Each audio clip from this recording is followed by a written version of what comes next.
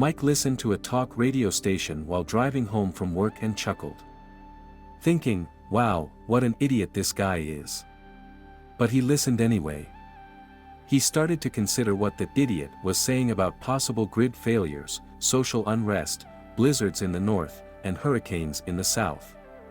He reached home before the program ended, stepped out of his car, was grateful for his happy, everyday life, and gave the ideas no more thought. "Are you going to wherever it is you go?" Lucy asked her husband. "Yep." He held up a camera and his sack lunch and walked toward the door. "Well, Mike, if you weren't dressed in hunting gear, I'd suspect you have another wife or woman, whatever." Mike returned and wrapped his arms around her tiny frame. "You know you're the only woman for me, sweetheart." "I know, that camera is the other woman," she teased.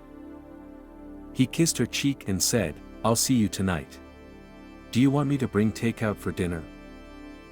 "That would be nice. I'll phone the order in at Pesto's. Eggplant parm, please." "Got it. See you later." He climbed into his Land Rover, then drove away. Mike stepped on the crunchy brown oak leaves, the last to compost into soil. Acorns littered the ground, and he admired the enormous oak trees. He thought about how Lucy would love the sense of the damp mossy forest floor, pine and cedar branches, and delight in the wild trillium, violets, and roses. One day, he would tell her about this place, but not yet. The land was once known as Matthews Farm, covering 30,000 acres, where apple, pear, cherry, and peach trees provide fruit and extra income. Now, after decades, the trees still flourished. A few acres produced corn, wheat, and sunflowers. Cows provided milk, butter, and cheese. To Leroy Matthews and his wife, their home was paradise. Leroy didn't mind the body-crushing work, and he often enjoyed it. Such was his passion. He and Ida, his wife, were never able to have children, their one great shared sorrow. Death took Ida when she was 60, and Leroy's will to work and live went with her. He sold most of the land to the state of Michigan for a wildlife and hunting area, but held 100 acres surrounding the house and barn, deep in the forest's heart. Mike loved the outdoors, especially forests. One day, while hoping to get a photo of the area's unique Kirtland's warbler, he lost his way and happened upon Leroy's house. The elderly Leroy sat in one of two rockers on the porch. Mike apologized for the intrusion, but Leroy invited him to share a lemonade. He told Mike many stories about his and his wife's adventures, right here on this farm. "We didn't go to town much and were so happy." Leroy wiped a tear from his eye, took a breath, and continued, "I helped cows with breech births while Ida held the flashlight late into the night. We saved chickens from every critter in the forest, foxes mostly, but sometimes an eagle. I'd wrestled the goat from getting stuck in the garden fence nearly every week. They'll eat anything, but she gave good milk. Ida and I picked fruit from the trees and sold it at a little stand near the main road. The wild mushrooms on the north side of that slope over there, morels, were a large part of our income." Mike visited Leroy once or twice a month and brought groceries and sometimes a six-pack of Heineken they shared on hot summer days. Mike shared his experiences overseas and his love for Lucy. During one visit, Leroy told Mike, "I've always had a bum ticker, but I feel it now. I have no one to leave this place to, and I have no family left, and I wonder what will become of it when I'm gone." Mike sighed and asked, "Leroy, what do you think this place would sell for?" "Well, Mike, little, because it's pretty run down, and who would want to come way out here after a hard day's work? There's no electricity anymore since I never paid the bill after Ida died. I get water from a well, but it takes electricity to pump it through the house. I get buckets from the stream over there in the forest. There's a hand pump by the barn, but it hurts my shoulder. Damned arthritis. Why do you ask, son? I'll buy it, and you can stay here as long as you want. Have you paid the taxes?" Leroy hung his head and said, "Off and on. Ida took care of all of that." They agreed upon a price, and Mike borrowed against his IRA, never telling Lucy that the place was his, and he was the only person who knew about it, except maybe a forest ranger. Leroy collapsed and died while walking toward town.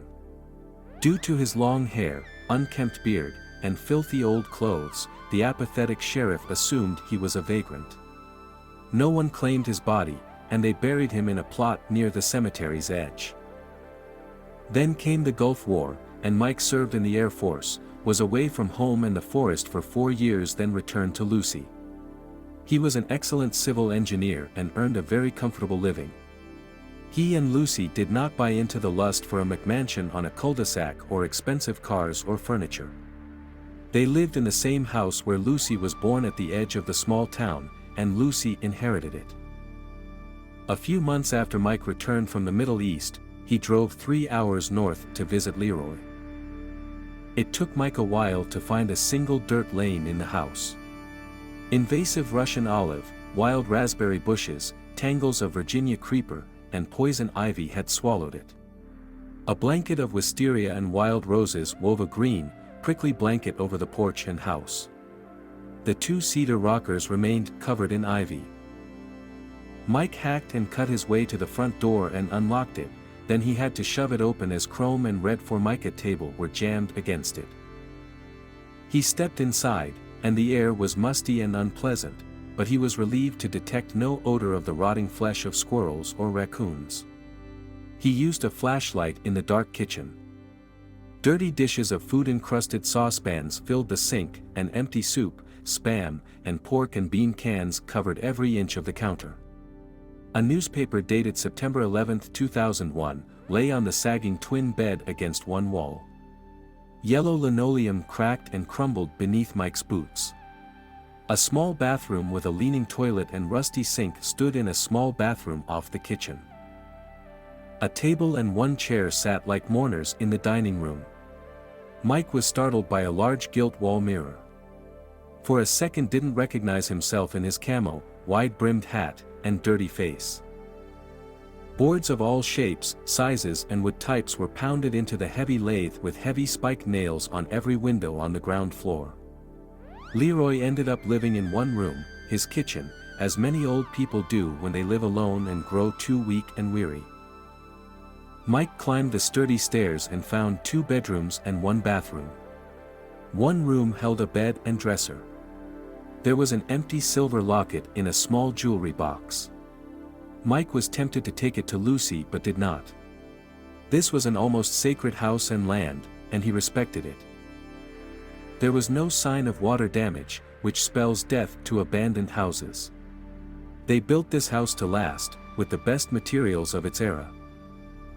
As he stepped outside from the kitchen, he reached in, pulled the old chrome table back against the door, and locked it. The autumn air smelled of the sweet decay of plants, and birds chirped from the bushes, and Mike shed a tear for Leroy, a true friend. He noticed a pair of cellar doors that had once opened for coal deliveries. A chain lay like a rusted snake across the ground in front of them. He pulled one open and descended 3 steps into a dark, dank basement. He switched on his flashlight, finding the basement empty. Then the beam revealed a door, and he opened it to discover shelves of jars like clove-studded oranges in brandy that his grandmother made for holiday dinners. Jars of tomatoes, beans, pickles, and pickled beets filled the shelves. Yellowing paper labels written in beautiful cursive named their contents. He couldn't resist and brandied cherries. The familiar, fragrant scent lifted his mood as he tipped the glass to his lips and sipped the sweet, tangy liquid. Some things to get better over time, he thought. He realized that this was Leroy's entry and exit. The poor old guy must have descended the stairs off the kitchen and then gone out through the cellar doors. Mike shook his head, thinking about what such an elderly man enduring just, so his house looked abandoned. Then one day, Russ Grimshaw spoke on the radio again and wondered if that's what happened to Leroy. Did he run out of food and have to walk to town as a last resort? Mike chided himself for not leaving more supplies before he went overseas. It nagged at him, and he thought about how awful it would be to starve to death, die of thirst, or freeze in a home without power. Mike could not stop thinking about being prepared. Over dinner one night, Mike asked, "Lucy, do you keep any extra supplies in case of a disaster?" "Well, we have a box of candles from Christmas.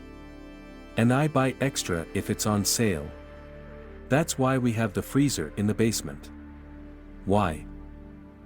Mike looked at her sweet face and said, "I listened to Russ Grimstead talk about his book and how we should have enough food, water, and stuff in case of an emergency. Okay, I'll get more candles, extra matches, and whatever is on sale at Kroger's when I go." "Okay. Great. Oh, speaking of Kroger's, I met our new neighbors there yesterday. Can you believe she's pregnant again? All those little towheads running around the front yard. I think this is her fifth, and she said it's twins." Mike continued eating, thinking about how he was glad they didn't have kids. He purchased a dozen 30-gallon galvanized garbage cans, 2 at a time, from different towns and stores, preferring those smaller and family-owned without surveillance cameras, and paid with cash, so no paper trail. He built a wall in the basement with stacks of bottled water. Sugar, flour, sugar salt, and packets of yeast were in the large galvanized trash cans that he sealed with duct tape. Shopped in Costco, adding cases of soup, canned meat, tuna, pork, and beans. Then came the fire pit, cast iron skillet, soup pot, and packages of Duralogs for the small fireplace in the kitchen. He checked podcasts and articles on various library computers for more ways to prepare. He bought 2 generators, the largest he could move and install by himself. Whenever he filled his car with gas, or even when he didn't, he'd buy a gas can, fill it, store it in the barn, and lock it. Lucy noticed the change in him. He became secretive and snapped at her if she questioned his whereabouts or the increasing length of his absences. Mike spent more and more time away. She noticed that he was losing weight and tossed and turned in his sleep. He was nothing like the man she'd loved. After he felt he'd stored enough food and other supplies, he bought wool clothing for warmth and durability, socks, shirts, and vests. Protective footwear, muck boots, insulated snow boots, rain boots, high-topped hiking shoes, snow shoes, and whatever else he thought he might need for survival. He also purchased these items for Lucy. Mike now entered the property from different places, leaving temporary trails that would not be seen on the road. He never went to the house after a snowfall to avoid leaving tracks. During these times, he paced and fretted, fearing someone would find his hoard and steal it. He wanted to be ready when the time came and would not share it. Only he and Lucy would survive. Then Lucy fell ill. At first, the doctor said it was stress, prescribed Valium, and increased the dosages, then Xanax. She also lost weight she could not afford to lose. She caught a cold, then pneumonia, and died. Heartbroken, Mike took early retirement and a cash payout of his retirement funds and moved into his forest house. He guarded his secret stash and abandoned the home he and Lucy had shared. No one missed him, assuming he'd moved away from the places and people reminding him of Lucy. He brought trash bags and cleaning supplies. Soon, the old kitchen resembled a vintage showroom. He slept in Leroy's bed near the kitchen fireplace. Mike spent hours reading books and magazines about survival. Occasionally, he drove to the city 60 miles away and purchased more bullets, a crossbow, and arrows. The basement became so full that he could barely walk through it, but he never ran out of ideas for survival supplies, such as vegetable seeds, fertilizer, and garden tools. Strings of empty food cans surrounded his house to alert him to anyone getting too close. Mike wanted to get a guard dog or 2 but feared the dog would lead someone to his home, and he'd also need to stock up on dog food. He filled the dining room with canned goods, matches, lighters, fire starters, and oil for the antique oil lamps he found in the attic. Mike bought water filtration straws and hauled water from the stream, filling containers, including the bathtub. This way, he didn't have to touch his many cases of bottled water. He ran the generator sparingly to save gasoline and well water. Mike ate cold beans, soup, and chili from cans, then quickly replaced them, sometimes adding more.